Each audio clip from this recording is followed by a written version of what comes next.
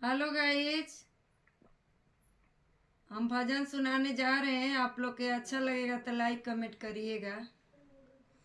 अपना ही सुख लागी महाला बनमनी, अपना ही सुख लागी महाला बनवनी।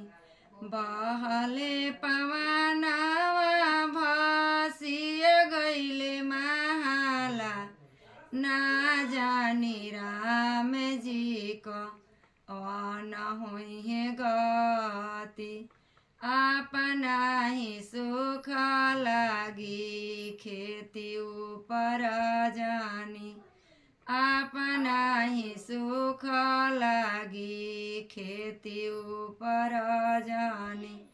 बहले पवनवा तम भैली खेती, ना जानी राम जी को वन हुई है गति। अपना ही सुख लागी बबुआ के पोसनी, अपना ही सुख लागी बबुआ के पोसनी।